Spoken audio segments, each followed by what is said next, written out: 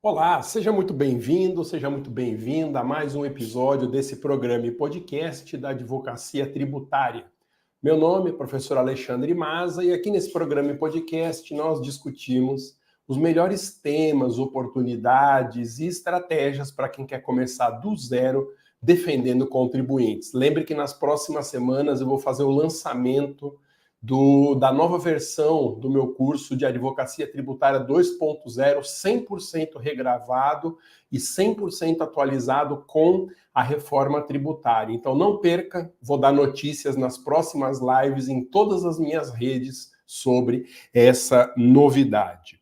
Lembrando ainda que o objetivo desses conteúdos, você sabe, é nós advogarmos juntos nas suas causas. Então, se você tiver alguma causa em que precise de ajuda, entre em contato comigo pelo número do meu WhatsApp do escritório, que é 11 965 18 0648. 11 965 18 0648 e não perca essa chance de nós advogarmos juntos.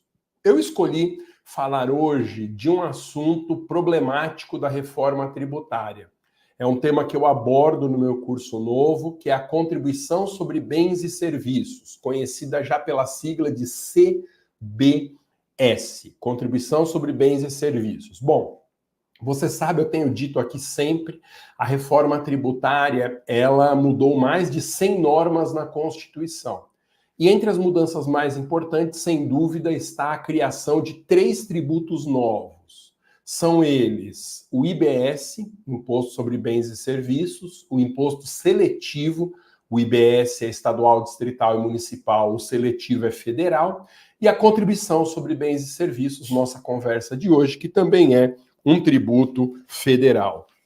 Bom, nós não sabemos muito ainda a respeito desse novo tributo, porque será necessária a aprovação de uma lei complementar criando a CBS para que os detalhes fiquem mais claros. O que nós temos, por enquanto, é a previsão constitucional da competência para a instituição da CBS, o que é muito menos do que a criação do tributo. Então, a Constituição prevê a CBS já, mas o tributo ainda não foi criado. Então, um detalhamento maior a respeito desse tributo ainda não dá para ser feito, mas tudo que nós tivermos sobre ele, eu vou comentar na nossa conversa de hoje. Primeira coisa importante, a contribuição sobre bens e serviços, ela faz parte de uma categoria caótica de tributos no Brasil, que é a categoria das contribuições.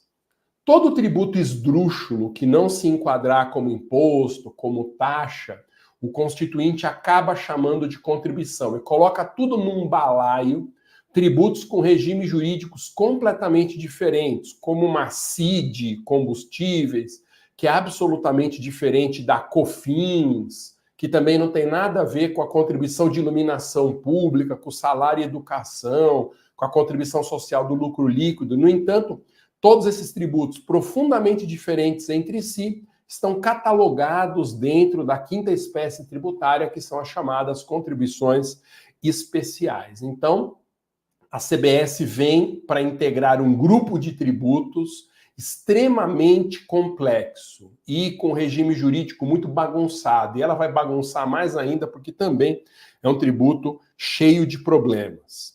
A previsão constitucional de criação da CBS já está lá no artigo 195, inciso 5, que diz justamente isso, que entre as contribuições federais poderá ser criada a contribuição sobre bens e serviços. Importante, a CBS é metade do nosso chamado IVA dual.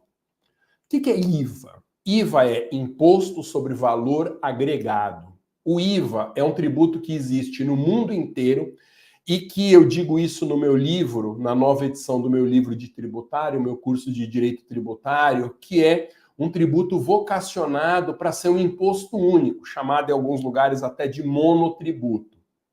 Só que no Brasil, a reforma tributária optou por criar o IVA, só que dividindo esse IVA em duas partes. Uma parte é o IBS, a outra parte é a CBS. Então, se eu somar esses dois tributos novos, nós teremos o Imposto sobre Valor Agregado.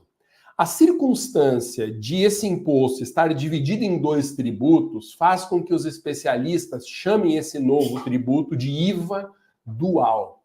Haverá toda uma discussão na doutrina se de fato nós temos um IVA ou apenas 2 tributos que cumprem um papel de imposto sobre valor agregado, mas o fato é que já pegou esse nome de IVA dual.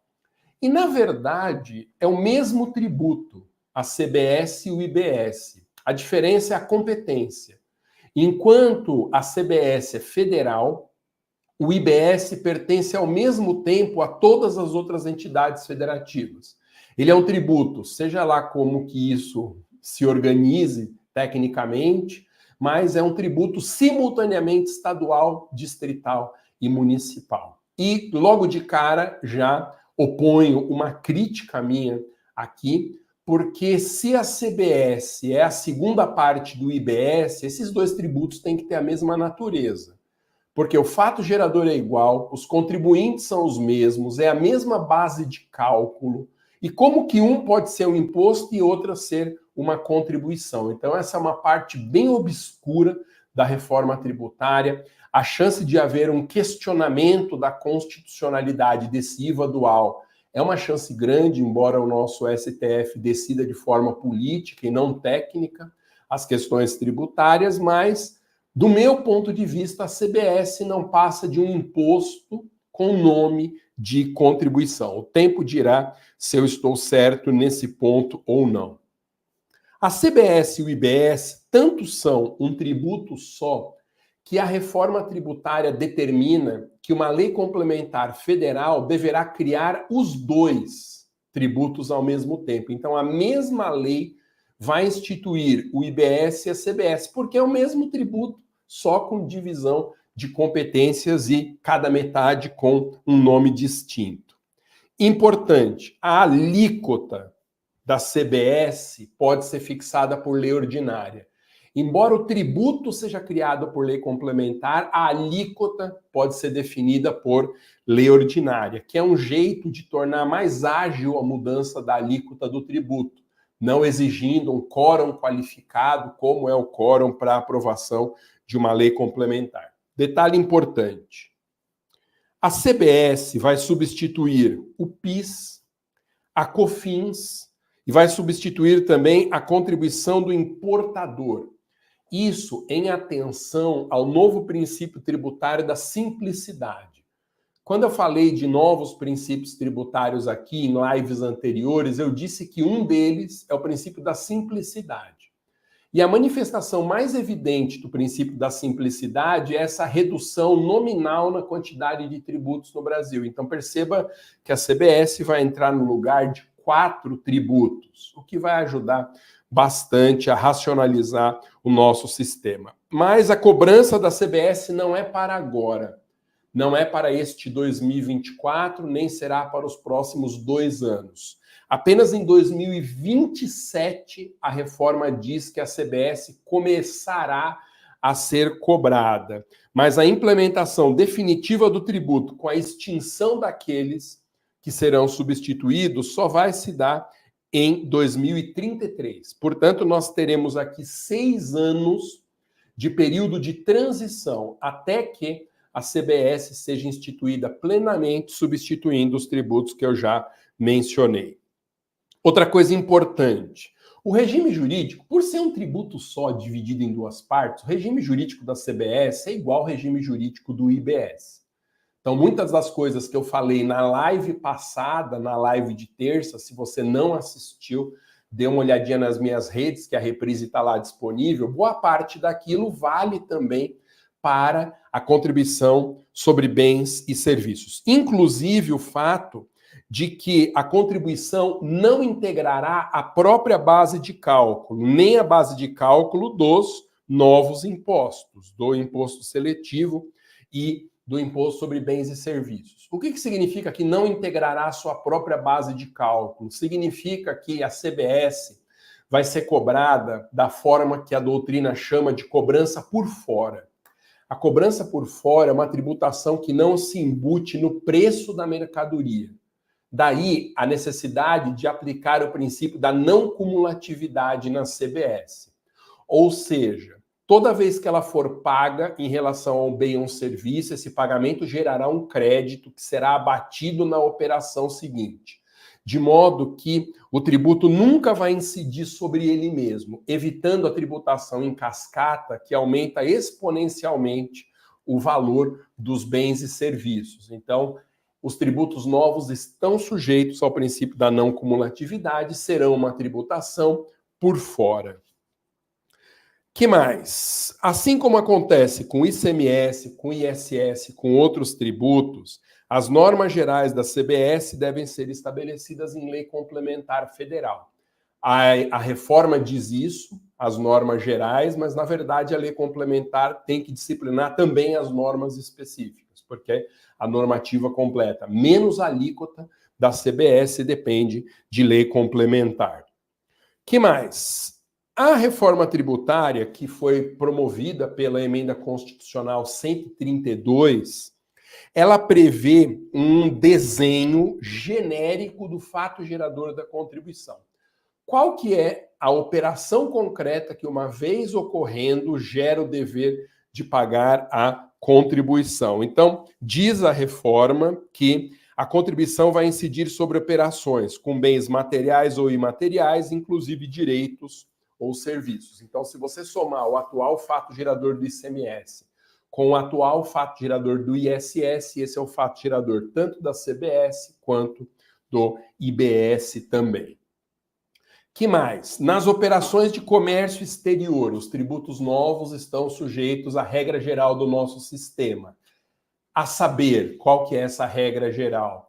Os tributos novos, eles vão incidir sobre a importação, mas não incidem sobre a exportação.